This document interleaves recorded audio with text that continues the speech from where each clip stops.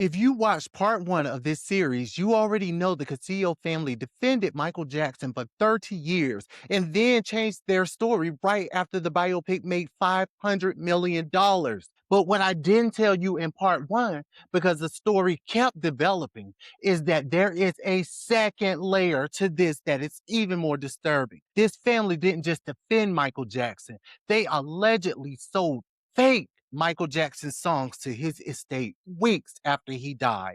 And the woman who is now accusing him of abuse, her husband, is the man at the center of that fraud. And while all of this has been going on, Paris Jackson just won a major court ruling against the estate yesterday. A judge ordered $625,000 returned to the estate. The children are fighting. The question I want to ask today is, why did it take this long?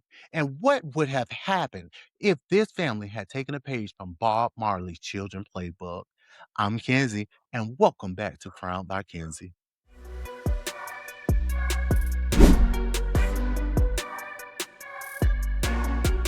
Welcome back. Real quick for anyone who hasn't seen part one, and the link is in the description, go watch it.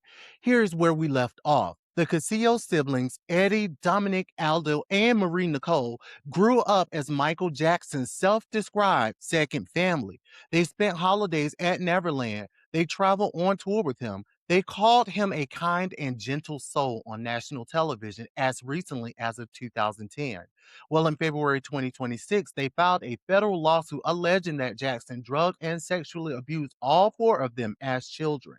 In May 2026, they went on 60 Minutes Australia and described those allegations in graphic detail. I laid that out in part one. Why the timing of all of this? Coming right after the biopic made $500 million and right after their settlement payments reportedly stopped, which raises serious questions. But today we're going a little bit deeper because what I found out after part one dropped, partly from your comments, and I love y'all for this, is that there is a whole other chapter of this story that most people do not know.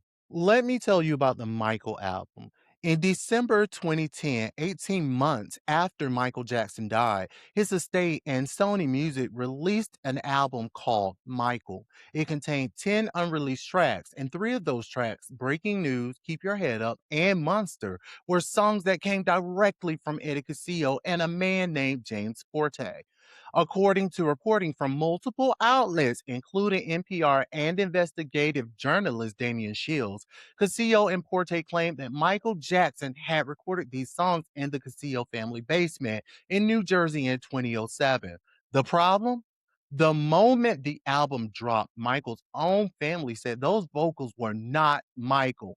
His nephew Terrell Jackson took to social media immediately. His sister Latoya, and I'm quoting, she said it doesn't sound like him. His family members went public saying these tracks were fakes. Well, according to NPR's reporting, two British men were so determined to find out the truth that they actually hacked into Sony's computer network to access Michael Jackson's recorded music catalog, a $253 million heist, specifically to verify whether Jackson had actually sung on those tracks. A fan named Vera Sarava went further. In 2014, she filed a class action fraud lawsuit against Eddie Cascio, James Forte, Sony Music, and the Jackson estate, alleging the tracks were forged and the consumers were defrauded. According to reporting from investigative journalist Damian Shields, a vocal impersonator named Jason Malaki was identified as the actual singer on those tracks. In 2018, Malaki even hired a lawyer and reportedly offered to confess, but was then influenced to remain silent. 8 years of court battles followed, and in 2022, according to reporting from the Chicago Sun-Times, the California Supreme Court sided with the fan who sued, forcing Sony and the estate to remove all three Casio tracks from streaming platforms around the world. Now, I need you to hold that thought, okay? Because here is the connection that ties this directly to the current abuse allegation. The woman in this family who is accusing Michael Jackson of giving her Xanax and Vicodin at 11 years old, Marie Nicole Cascio, is married to James Forte. The same James Forte, who was named in the fraud lawsuit as the co creator of those allegedly fake Michael Jackson songs.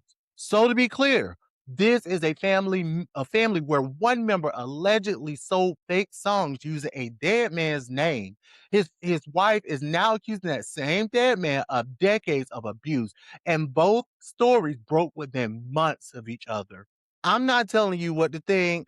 I am asking you to think. Now, I covered this in part one, but I want to revisit it in light of the new information because it matters more now. Well, according to reporting from EUR Web and multiple outlets, the Cascio family had already reached a confidential settlement with the Michael Jackson estate, reportedly worth around $16 million paid over 5 years.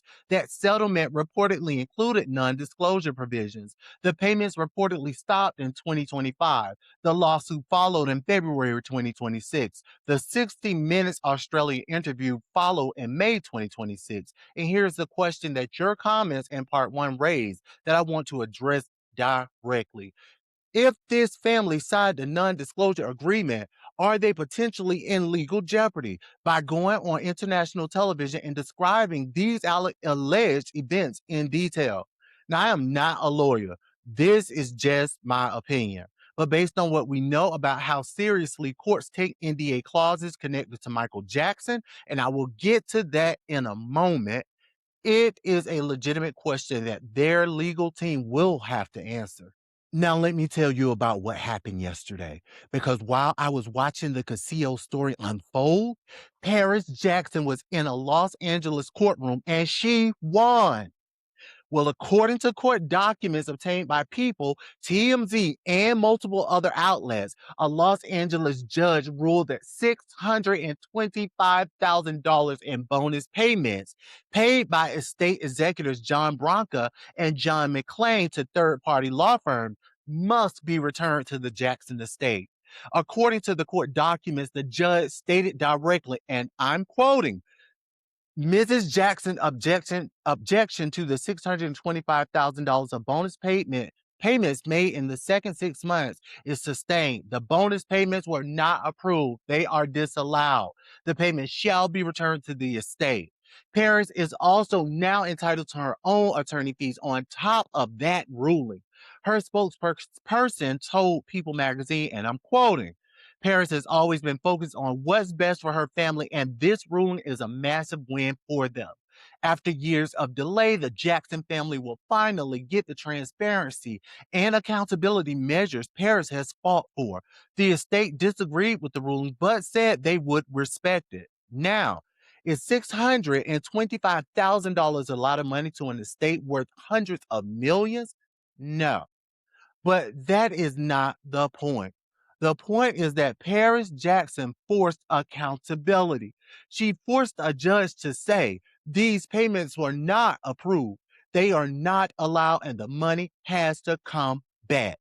And going forward, according to those same court documents, the executors are now on a court ordered filing schedule. They must file attorney fee petitions for 6 years of services, 2019 through 2024, by September 15, 2026. Paris Jackson just put the estate on a leash and she did it alone. And this brings me to what one of y'all put in the comments after part one that I have not been able to stop thinking about. Someone wrote, and I'm paraphrasing, that the MJ children should take a page from Bob Marley's children, that nobody exploits the Marley name without the family coming after them. And they called it honoring thy father. I want to talk about that because that comparison hits different when you look back at the facts. Well, Bob Marley died in 1981 without a will. He left 11 children by 8 different women. He left no estate plan by any measure. The situation he left behind was messier than what Michael Jackson left. There was fraud by his own attorney and accountant. There were forged documents, there was corruption from the very beginning, and yet, according to reporting from Afrotech and multiple legal sources, the Marley children fought through all of that and built what is now one of the most aggressively protected artist estates in music history. They won a $2.4 million trademark lawsuit against a coffee company that used their father's name without authorization. They sued their father's own half brother for using the Marley name to run music festivals. According to Rolling Stone, that lawsuit set a legal precedent for how musician estates can protect a deceased artist's likeness under trademark law. Trademark law. The Marley estate reportedly generates around $500 million in revenue annually, and the family controls all of it. Ziggy, Sedalia, Stephen, Rohan, they built a fortress around their father's name. Now compare that to the Michael Jackson estate, the same estate that released 3 allegedly fake Michael Jackson songs on an album over the objections of his own family. The same estate that paid $625,000 in unauthorized bonuses to law firms. The same estate that Paris Jackson accused of using status reports to belittle her. The same estate that reportedly withheld financial transparency from the Jackson children for years. Paris Jackson was not invited to be involved in that biopic. She had concerns about the narrative. She was right. And she has been fighting largely alone to hold this estate accountable while her father's name has been used, allegedly mismanaged, and now once again dragged through headlines.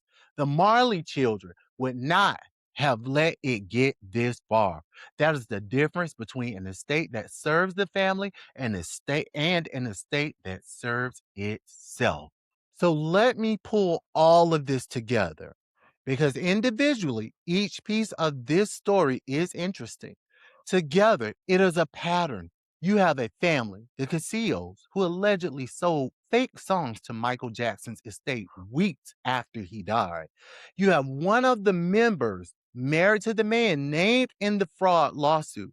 You have that same family collecting millions in a confidential settlement from the estate. You have the payment stopping. You have a federal lawsuit. You have a 60 Minutes interview. All of this happening while the biopic makes over $500 million. And simultaneously, you have Michael Jackson's own daughter fighting his estate executors for years to get basic financial transparency. And finally, winning a court ruling that forces accountability. The question your comments asked in part 1 was, why are the MJ children not doing more? Why are they not suing everyone who exploits their father's name the way the Marley children do? And I think the honest answer here is Paris is trying. She has been trying. She is just fighting a battle on 2 fronts. She is fighting people outside the estate who want to use her father's name, and she is fighting the people inside the estate who are supposed to be protecting it. The Marley children never had that second fight. Their estate, for all of its early chaos, eventually got consolidated under family control. The MJ estate is still controlled by John Bronca and John McClain, neither of who are family members, and Paris has been fighting for transparency for years. Yesterday's ruling was the first real court acknowledgement that her concerns were valid. And the September 15th deadline for 6 years of fee petitions means that by the end of 2026, we're going to know a lot more about what has been happening inside that estate. My verdict with all of this, and this is just my opinion, the Cascio family's credibility problem is not just the timing of their lawsuit. It is the accumulated pattern, allegedly selling fake songs to a dead man's estate, one family member married to the man named in that fraud, collecting a confidential settlement, stopping payments triggering a lawsuit, going on international television while a legal agreement is potentially still in place, changing a 30-year public position after a documentary and a $500 million movie. None of that makes their allegations automatically false, but it makes their credibility the central of the entire case. And when that case goes to trial in November 2026, every single one of those facts will be on the table. As for Paris, what she did yesterday was not about $625,000. It was about setting a precedent. She told the estate and the world, I am watching, I am fighting, and the courts are starting to agree with me. The Bob Marley comparison is not just a compliment to the Marley children. It is a blueprint. When you fight for your father's legacy aggressively and consistently, you win. Yesterday, Paris showed she is capable of winning. I just hope her brothers stand with her because the Jackson estate saga is far from over, and she should not have to fight this fight alone. Before you go, if you made it this far, you are officially part of the royal community. And I need four things from you. Subscribe if you are not already, because I told y'all that in the comments. This Jackson saga has more chapters coming, and you do not want to miss them. Like this video if it gave you something to think about today. Share it with somebody who needs to see the full picture and drop your take in the comments. Do you think the MJ children should be doing more to protect their father's legacy? And what do you think about the Cascio family's credibility after everything we covered today? I read every single comment and I genuinely want to know. And if this video had you thinking about protection, legacy, and making sure the right people are in your corner financially, I have something for you in my links. If you want to learn more about Michael Jackson's own story in his own words, Moonwalk, his memoir, is linked in the description. And for the kids in your life, there's an incredible Michael Jackson biography for children that tells his journey from small town to global fame. Both are in my still building Amazon store. And my personal ebook, Prenups, Postnups, and Power Moves, is also linked in the description. Because watching Paris Jackson fight for financial transparency in a billion-dollar estate should remind all of us that protecting yourself financially is not about distrust. It is about respect for yourself. All links are in the description. I'm Kenzie, and you have been crowned.